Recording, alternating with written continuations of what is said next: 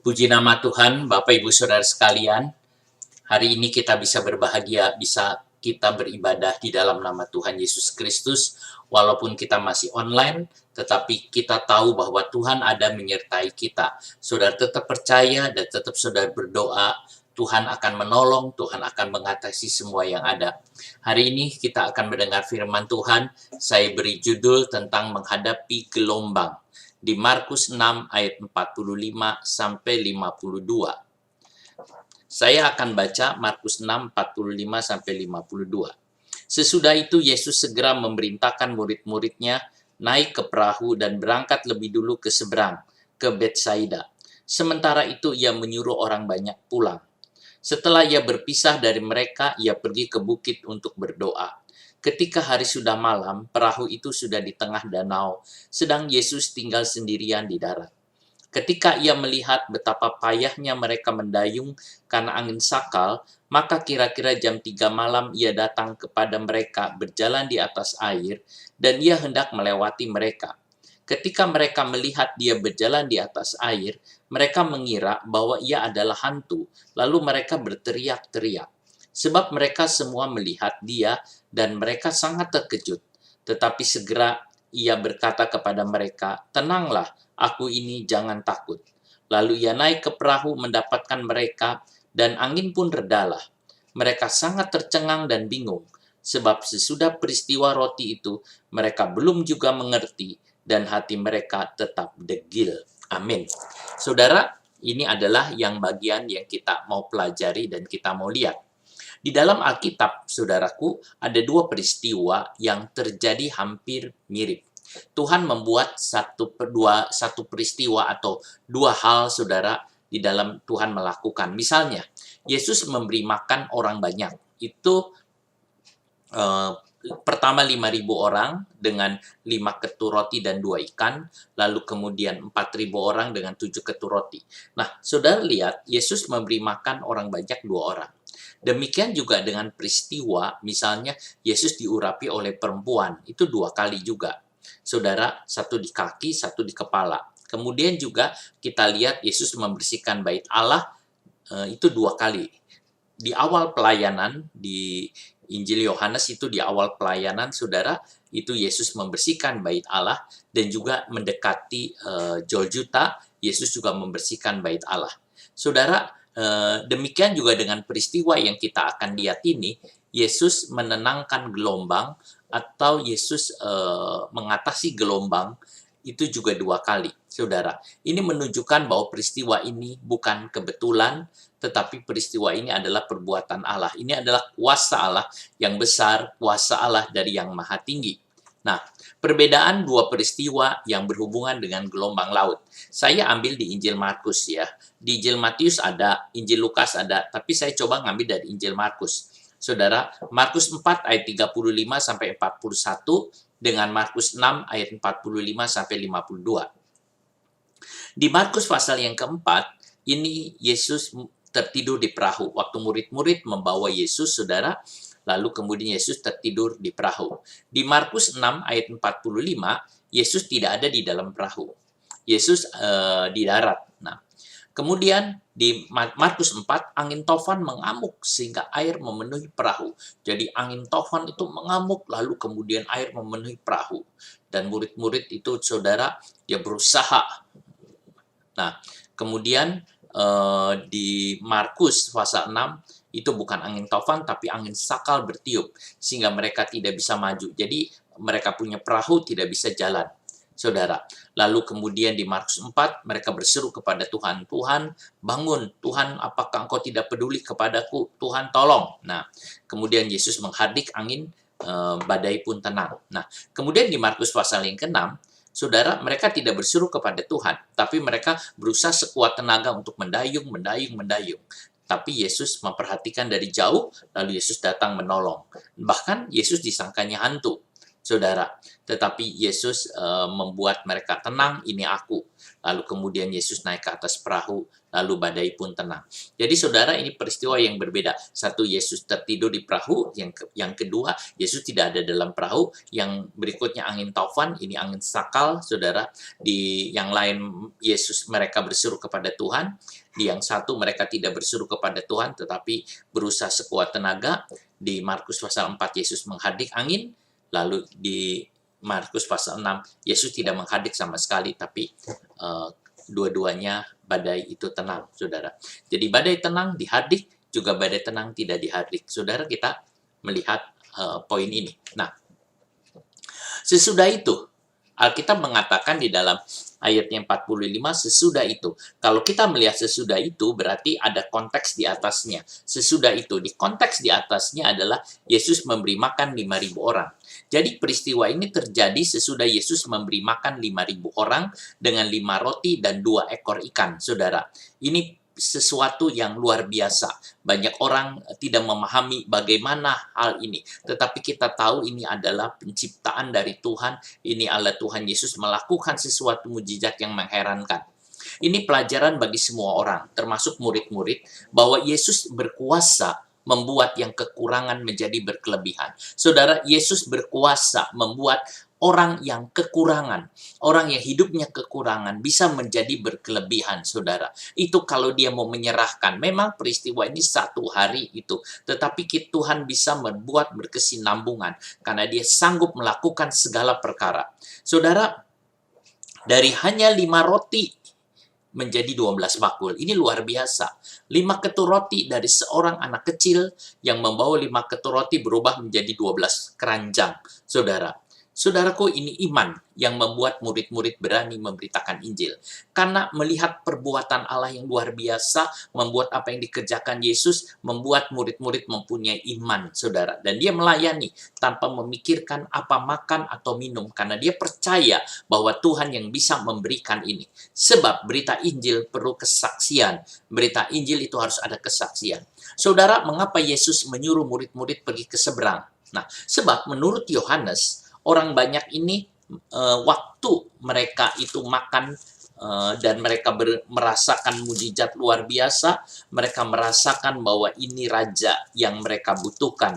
Lalu mereka hendak memaksa Yesus menjadi raja buat mereka. Saudara, saya akan coba lihat atau baca di dalam ayat ini, yang 14. Ketika orang-orang itu melihat mujizat yang telah diadakannya, mereka berkata, dia itu adalah benar-benar nabi yang akan datang ke dalam dunia. Karena Yesus tahu bahwa mereka hendak datang dan hendak membawa dia dengan paksa untuk menjadikan dia raja. Ia menyingkir pula ke gunung seorang diri. Saudara, jadi dari Injil Yohanes dikatakan bahwa Yesus tahu bahwa dia hendak dipaksa menjadi raja. Dia pergi menyingkirkan. Saudara, Yesus datang bukan untuk memimpin perang melawan kekaisaran Romawi. Jadi Yesus datang tidak untuk menjadi raja atas orang Israel. Yesus tidak untuk menjadi raja di muka bumi seperti ini, untuk melawan kekaisaran Romawi seperti yang diangan-angankan oleh orang Israel. Saudara, Yesus datang bukan untuk memimpin peperangan melawan Raja Herodes. Tidak, saudara. Yesus datang ke dunia untuk menghancurkan pekerjaan iblis. Yesus datang ke dunia untuk menghancurkan kerajaan iblis dan melepaskan manusia dari belenggu dosa, dari belenggu iblis. Tuhan harus mematahkan. Itulah sebabnya di dalam Injil Lukas dikatakan bahwa Roh Tuhan ada padaku, oleh sebab ia telah mengurapi aku untuk menyampaikan kabar baik kepada orang-orang miskin, dan ia telah mengutus aku untuk memberitakan pembebasan kepada orang-orang tawanan dan penglihatan bagi orang-orang buta, untuk membebaskan orang-orang yang tertindas, untuk memberitakan tahun rahmat Tuhan telah datang. Saudara, itu yang Yesus harus kerjakan. Sebab itu, saudara, waktu niat dari orang hendak menjadikan dia raja, Yesus pergi ke tempat sunyi, dia pergi menyendiri. Dan kemudian Yesus lebih dulu menyuruh murid-muridnya pergi, saudara. Dan murid-muridnya disuruh pergi. Lalu kemudian orang banyak disuruh pulang. Dan Yesus dia pergi ke atas bukit untuk berdoa.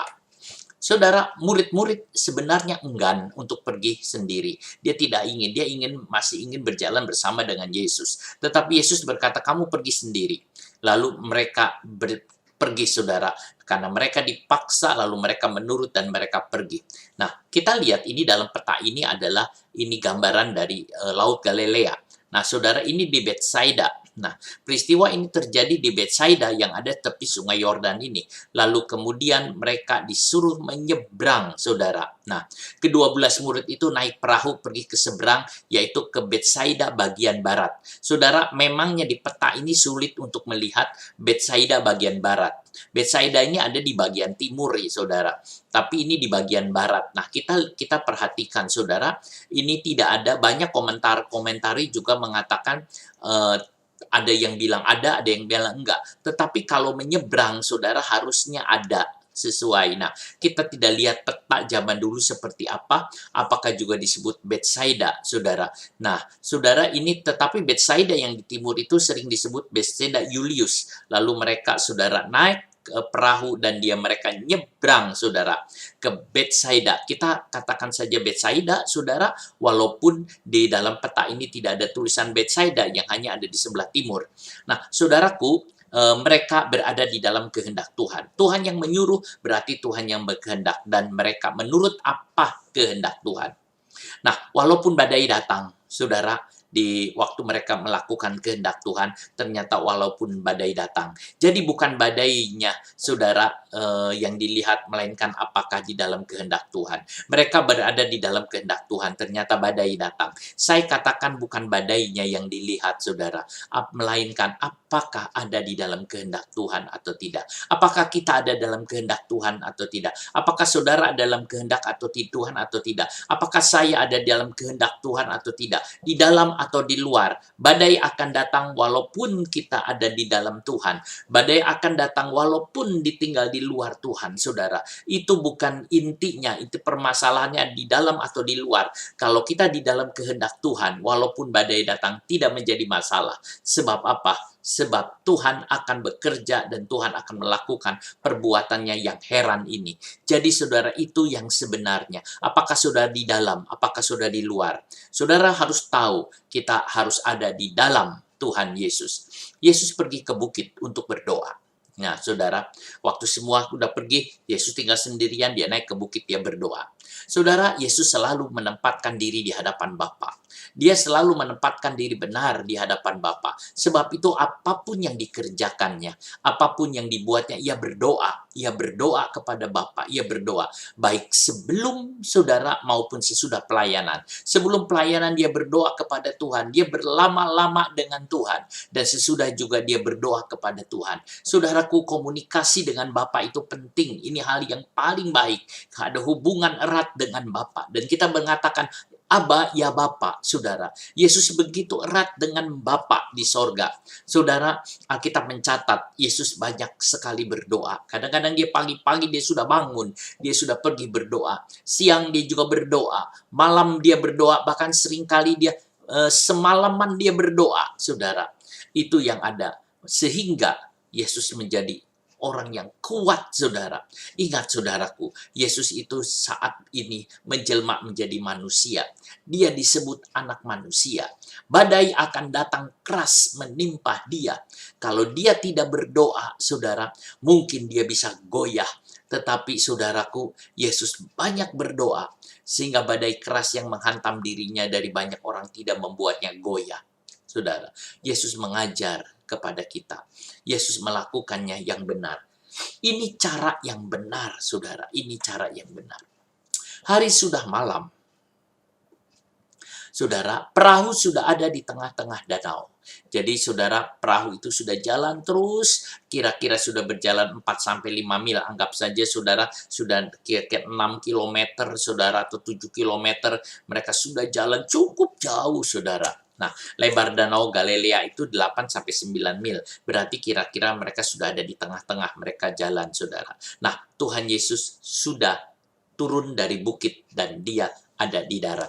Kalau saudara perhatikan di dalam Markus pasalnya yang ke-6 ini, kita menemukan bahwa Yesus ada di darat waktu itu.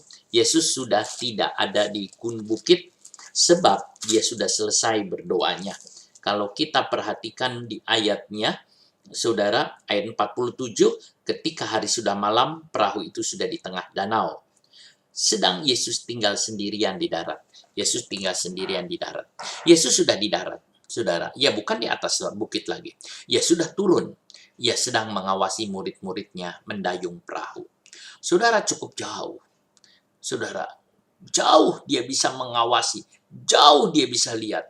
Kira-kira mungkin sampai 5 kilometer, saudara. Dia lihat bahwa murid-muridnya sedang mendayung dengan keras. Dan ada 12 dayung yang mereka kerja keras, saudara.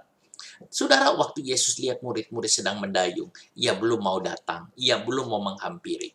Walaupun lihat murid-muridnya kepayahan, dia belum mau sebab ia sedang melatih iman para murid untuk menghadapi badai. Kadang-kadang saudara, pelatihan itu yang ada dan Tuhan tidak ngomong-ngomong lebih dulu bahwa kamu akan dilatih, bahwa badai itu akan datang nanti di tengah-tengah, kamu jangan takut. Tuhan tidak ngomong begitu. Tuhan cuma bilang, pergi saja, saudara.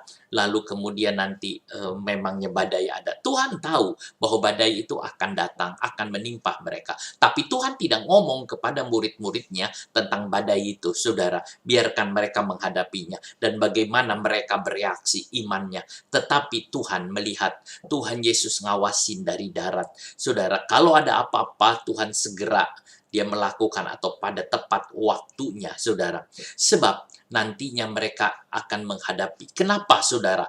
Tuhan membiarkan. Sebab nantinya mereka akan menghadapi badai kehidupan yang hebat. Sekarang badai dari angin sakal, tetapi nanti bukan badai dari angin sakal lagi, tetapi badai dari orang-orang Farisi dan ahli Taurat dan orang-orang yang lain yang menentang mereka, saudara. Itu jauh lebih hebat lagi. Tetapi saat ini mereka sedang belajar, Tuhan sedang mentraining, saudara.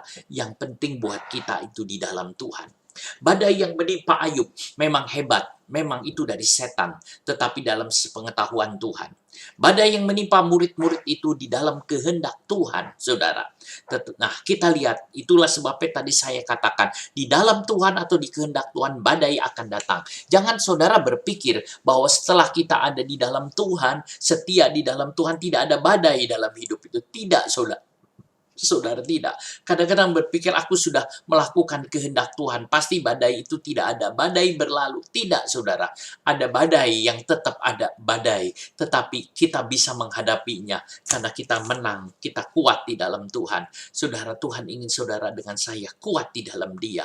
Mari saudara, biar kita kuat. Yesus melihat betapa payahnya mereka mendayung. Mereka dayung. Saudara, karena angin sakal yang menghantamnya. Yesus lihat dengan tajam sejauh 5 kilometer, dia lihat, saudara, bahwa mereka itu tersiksa dengan mendayung terus, terkuras tenaganya. Kata basaniso itu artinya mereka tersiksa, mereka berusaha dayung, mereka keras.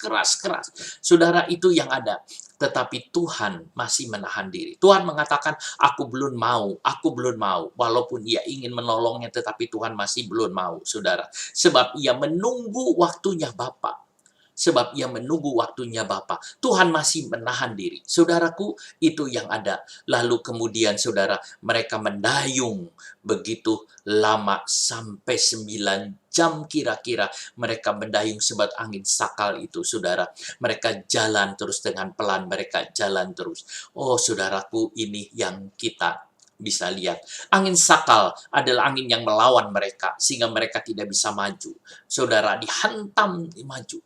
Nanti pun mereka akan menghadapi angin sakal dari orang Farisi, ahli Taurat, orang Yunani. Sehingga mereka harus bersakit-sakitan mendayung kapal Injil.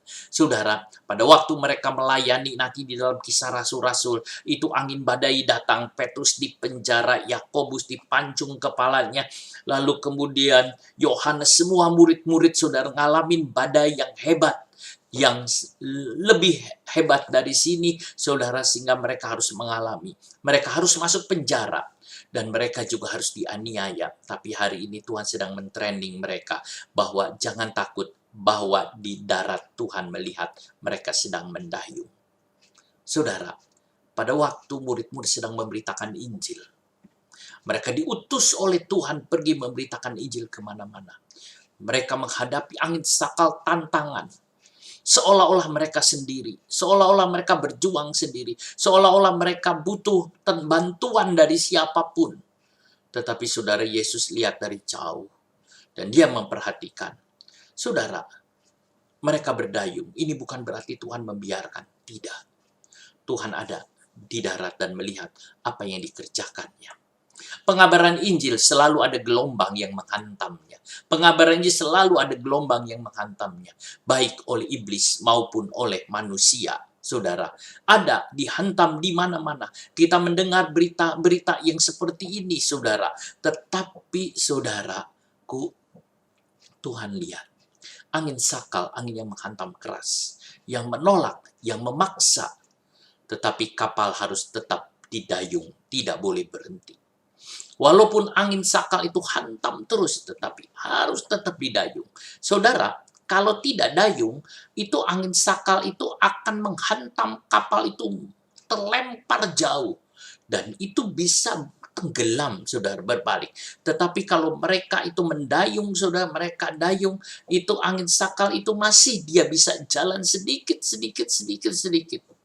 Dan saya berpikir, saudara, bahwa mereka itu mendayung dengan sekuat tenaganya. Terus, tidak boleh berhenti. Jadi 12 orang itu, 12 dayung, itu keras. Ini perahunya juga bukan perahu besar, saudara. Tapi mereka mendayung terus. Dan tidak boleh berhenti. Kalau angin sakal datang menghantam, kalau badai datang menghantam, tidak boleh berhenti. Harus berdayung terus. Kalau berhenti, tenggelam. Kalau berhenti, tenggelam. Saudara, kita lihat Yudas itu berhenti, saudara. Dan dia tenggelam. Akhirnya, dia menyerahkan Yesus. Saudaraku lihat, itu yang ada. Semua mendayung. Bukan hanya Petrus yang mendayung, tapi semua mendayung. Kita harus mendayung terus. Apapun yang datang. Cobaan, badai, apapun, saudara. COVID, penyakit, mungkin usaha lagi sepi, mungkin juga saudara pekerjaan, mungkin keuangan, itu badai macam-macam. Tetapi saudara tidak boleh berhenti. Saudara terus dayung, terus bekerja. Di dalam apa? Melakukan kehendak Tuhan. Sebab murid-murid itu nyebrang, itu disuruh Tuhan dalam melakukan kehendak Tuhan. Jadi dia berdayung dalam melakukan kehendak Tuhan. Tidak boleh berhenti. Kalau berhenti, berbahaya. Saudara, seringkali kita dihadapi situasi seperti ini. Kita nggak boleh berhenti, saudara. Kita harus mendayung sekuat tenaga kita. Jangan berhenti. Kadang-kadang kita udahlah, berhenti aja. Udahlah, aku capek. Udahlah, aku diam. Saudara, saudara akan tenggelam. Tapi dayung terus sampai habis. Mereka mendayung walaupun jalannya lambat. Jalannya lambat. Lambat. Sehingga mungkin kesal. Kenapa kok lambat? Kenapa lambat? Tetapi dayung terus. Saudara, kelihatan tidak ada kemajuan. Ini kapal itu kayaknya tidak maju, saudara. Kapalnya itu tidak maju. Sehingga tidak ada kemajuan. Tetapi ini bukan kesalahan mereka. Tetapi karena angin menentang mereka. Angin menghantam. Saudara, angin sakal menghantam. Tapi mereka itu tetap jalan mendayung. Tuhan melihat kemajuan kita. Tuhan melihat penyebabnya. Tetapi jangan berhenti mendayung. Walaupun jalannya lambat. Walaupun jalannya pelan. Tetapi jangan berhenti. Jangan berhenti. Dia jalan terus, dayung terus. Sampai ke tempat tujuan. Saudara, jangan kita berhenti dalam pelayanan apapun. Murid-murid berangkat sore hari, kira-kira mungkin jam 6, saudara, jam 6 sore, jam 3 pagi masih di tengah jalan. Padahal perjalanan mungkin sekitar 5 atau 6 kilometer. Kalau 5 kilometer 9 jam, saudara, ini sangat lambat. Setengah kilometer per jam, wah lambat sekali.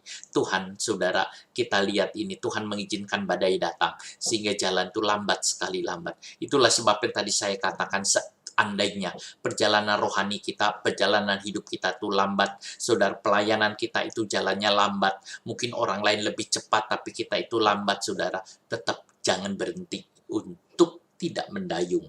Kita tetap mendayung. Perhatikan, walaupun angin kuat, tetapi perahu kecil ini tidak terbalik. Saya sebut perahu kecil, pelayon itu, saudara, itu satu perahu yang tidak besar. Lalu mereka ada. Tuhan tidak membiarkan kita terbalik. Perhatikan, perahu itu tidak terbalik, saudara. Walaupun angin sakal berat, apapun tidak terbalik. Yang penting kita mendayung. Saudara, kita mendayung dan kita datang. Yesaya 43 ayat yang kedua. Yesaya 43 ayatnya yang kedua.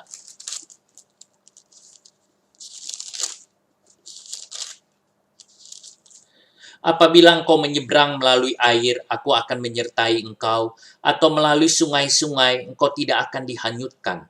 Apabila engkau berjalan melalui api, engkau tidak akan dihanguskan, dan nyala api tidak akan membakar engkau. Saudaraku, Tuhan beserta. Angin datang, air menghantam, api sekalipun tidak akan membakar. Sebab apa? Sebab Tuhan ada. Tuhan seringkali datang dengan tidak disangka-sangka, di dalam bentuk yang kita tidak kira, saudara. Tuhan datang tidak terduga, tiba-tiba muncul. Yesus menunggu sampai murid-murid mengatakan, aku tidak mampu. Kenapa Tuhan tidak cepat-cepat datang pada waktu mereka sedang berdayung? Sebab Yesus tunggu sampai murid-murid mengatakan, Tuhan, aku tidak mampu. Aku tidak sanggup.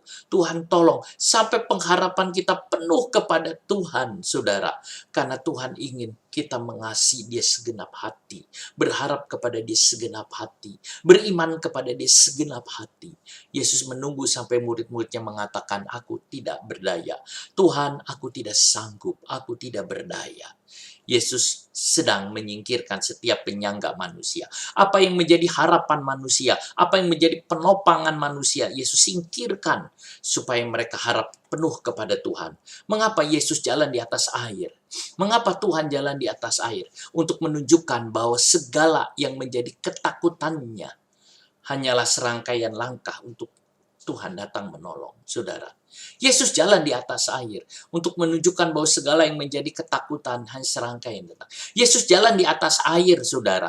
Bukan mengambang di air, tapi di atas air. Karena di teks Yunaninya ada kata epi ditambah gen. Genetif, saudara. Epi tambah bentuk genetif itu menunjukkan dia menyentuh air. Yesus mendekati mereka. Yesus datang mendekati mereka. Yesus seolah-olah melewati mereka. Yesus sepertinya melewati mereka. Padahal mereka itu padahal Yesus mau menolong mereka. Itu Yesus. Mengapa seolah-olah Yesus mau lewat? Bukankah Yesus datang untuk menolong? Mengapa Yesus seolah-olah mau lewat? Sebab Yesus ingin dipanggil oleh mereka. Yesus ingin mereka berseru. Yesus ingin mereka menunjukkan kebutuhannya. Yesus ingin kita semua menunjukkan kebutuhan akan Tuhan. Yesus ingin saudara dengan saya menunjukkan kebutuhan dan mengatakan, Tuhan tolong aku mau. Sama seperti dua orang yang jalan ke Emmaus, saudara. Kleopas dengan temannya itu dia jalan, saudara, ke Emmaus. Dan di sebelahnya adalah Yesus bersama-sama dengan mereka, saudara. Yesus tidak mengatakan bahwa aku ini Yesus. Yesus tidak mengatakan, tidak melakukan sesuatu, saudara. Bahkan Yesus seolah-olah mau lewat. Yesus mau pergi. Kedua murid itu mengatakan, mari bersama aku. Mari tinggal bersama aku. Barulah Yesus mau. Pada waktu mereka duduk, saudara, Yesus makan dan dia memecahkan roti. Murid-murid matanya celik bahwa itu adalah Yesus. Lalu Yesus itu pergi, menghilang. Saudaraku, itu adalah Yesus. Kadang-kadang Yesus itu mau dipanggil. Jadi Yesus mau diundang. Yesus lewat. Yesus lewat. Lewat itu bukan berarti dia lewat pergi gitu. Dia lewat. Tujuannya supaya kita berkata, Tuhan mari. Yesus mari. Yesus mari. Engkau ada. Mari engkau ada. Mari Yesus. Engkau bersama dengan aku. Mari Yesus. Dia mau lewat. Panggil dia. Jangan biarkan. Dan nyanyian mengatakan, Yesus mau lewat sekarang. Buat engkau dan saya. Yesus mau lewat sekarang di jalan ini sekarang. Saudara, dia mau lewat di saudara. Panggil dia. Panggil. Hari ini dia lewat. Hari ini dia lewat untuk saudara. Hari ini dia lewat untuk saya. Saudara panggil dia dan katakan, Yesus, aku perlu engkau. Yesus tolong. Yesus tolong. Sebab dia mau lewat. Saudara, jangan biarkan dia lewat. Panggil dia. Saudaraku, supaya kita bisa mengalami dengan Tuhan.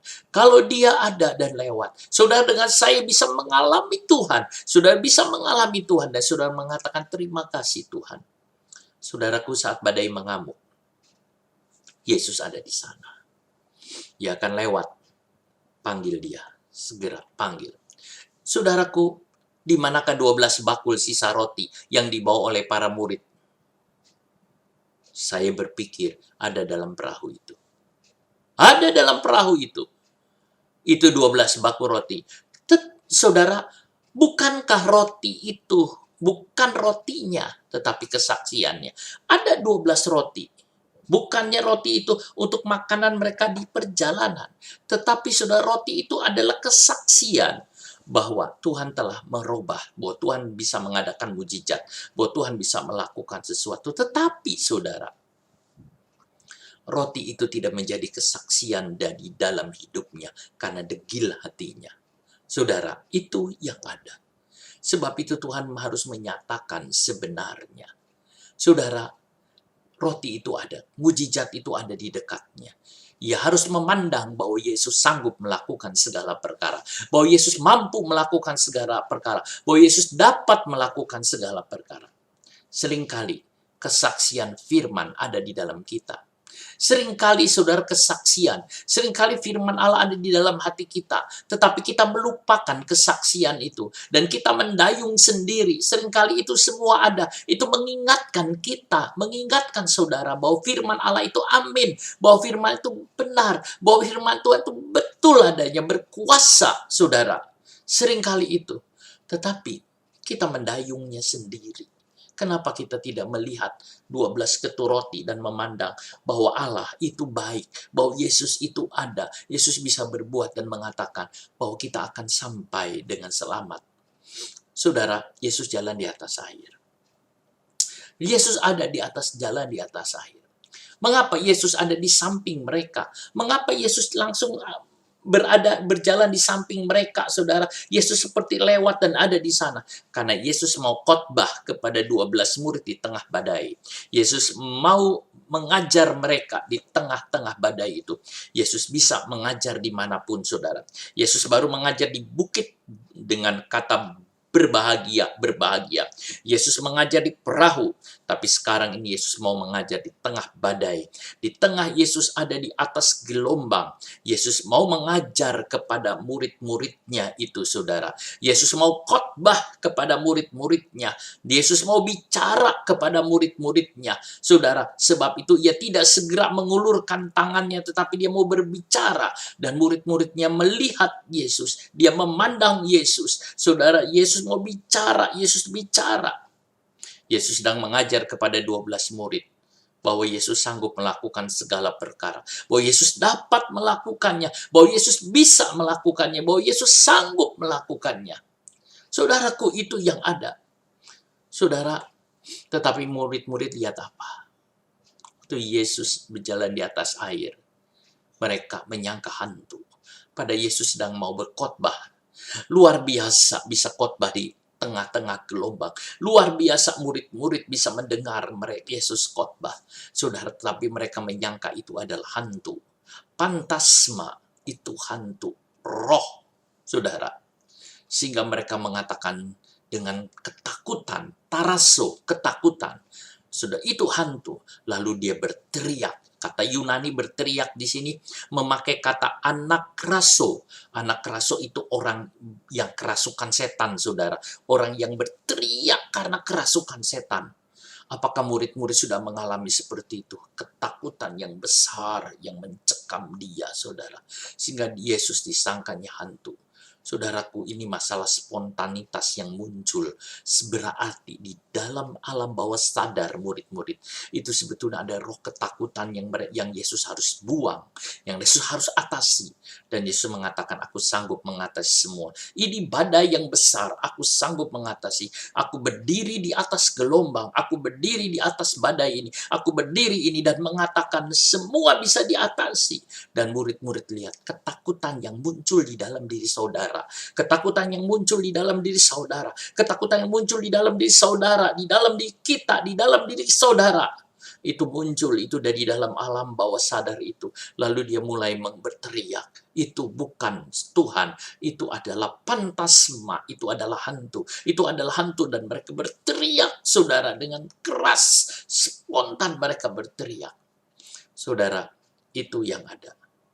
Saudaraku, apa yang ada di dalam alam bawah saudara-saudara? Yesus berkata, tenang. Yesus berkata, tenanglah, jangan takut, ini aku. Tenanglah, jangan takut, ini aku. Kata tenanglah ditulis tarseo, itu artinya beranilah. Saudara, pada kesempatan inilah Petrus sebetulnya melangkah dengan iman untuk berjalan di atas air. Dia melompat dan berjalan di atas air. Saudara, Markus tidak menceritakan tentang Yesus berjalan, tentang Petrus berjalan di atas air. Sebab Markus itu hubungannya dengan Petrus. Apa yang ditulis oleh Markus itu adalah yang dialami oleh Petrus. Petrus tidak mau menceritakan tentang apa yang dia alaminya. Petrus tidak ingin menonjolkan diri bahwa dia pernah jalan di atas air. Petrus juga tidak mau itu, saudara. Yang menulis itu adalah Injil Matius, dia yang menulisnya. Tapi Petrus tidak mau menceritakan itu kepada Markus, dan Markus juga tidak menulisnya hal itu, saudara. Nah, kita lihat Yesus menenangkan murid-muridnya. Tenang. Perhatikan, Yesus tidak menenangkan badai. Yesus tidak berkata, hai badai berhenti. Yesus tidak berkata, hai gelombang berhenti. Yesus tidak mengatakan, hai badai berhenti. Tidak, saudara. Yesus tidak memerintahkan badai berhenti. Yesus memerintahkan murid-muridnya tenang. Dia mengatakan, tenang, jangan takut, ini aku. Tenang, jangan takut. Memangnya di Markus pasal 4, Yesus menghardik badai. Diam, badai. Diam kamu, dan badai itu berhenti, saudara. Tetapi di pasal ini, Yesus tidak menenangkan badai. Tidak menghardik badai. Yesus menenangkan muridnya. Tenang, tenang, jangan takut. Ini aku. Saudaraku, kadangkala bukan badainya yang ditenangkan, tetapi kitanya yang ditenangkan. Kadang-kadang badai datang, tapi Tuhan mengatakan, kamu tenang. Sambil kita memandang kepada Yesus. Sambil saudara memandang kepada Yesus. Saudara tenang sambil saudara memandang kepada Yesus. Bahwa Yesus itu adalah ada. Saudara sambil saudara memandang kepada Yesus. Itu ada. Yesus naik ke perahu.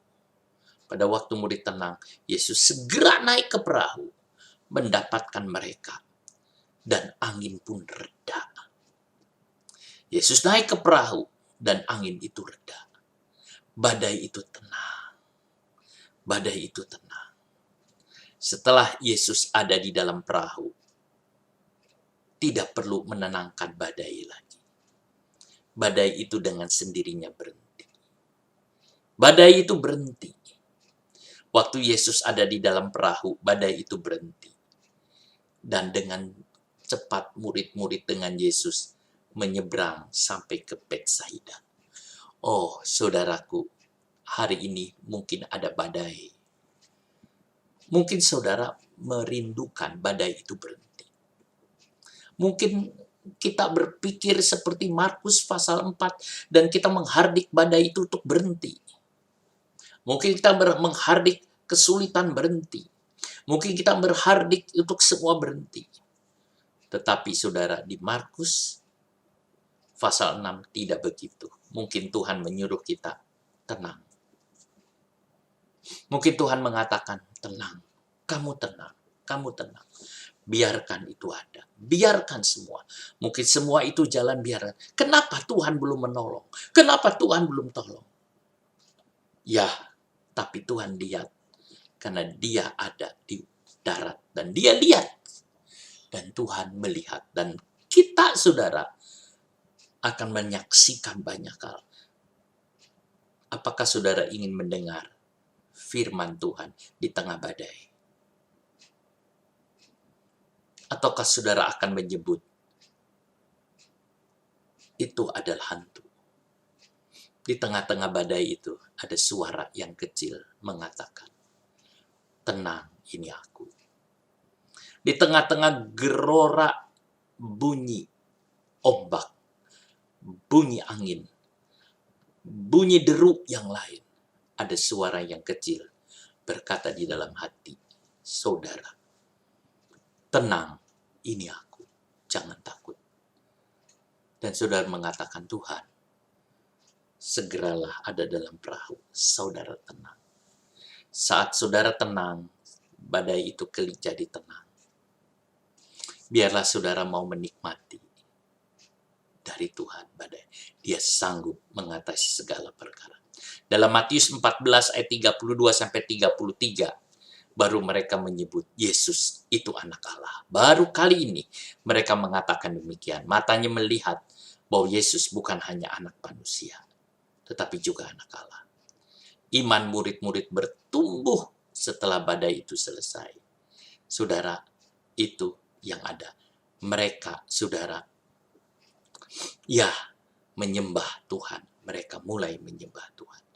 Angin berhenti mengamuk, saudara, seolah-olah dia lelah.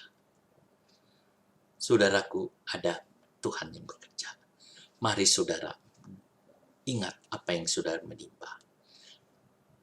Ada Tuhan yang menolong. Biar Tuhan Yesus menolong menyertai. Kita akan menyanyi satu nyanyian. Dia sanggup, Yesus sanggup melakukan segala perkara. Dia sanggup, Yesus sanggup melakukan perkara yang besar. Dia sanggup, Yesus sanggup memulihkan yang terluka, menyembuhkan yang menderita. Dia sanggup memulihkan hidupku. Yesus Tuhan, mulialah namanya. Yesus Allahku, besar kasih-Nya. Dahulu, sekarang, dan sampai selamanya. Kuasa-Nya tak pernah berubah. Yesus Tuhan, mulialah namanya.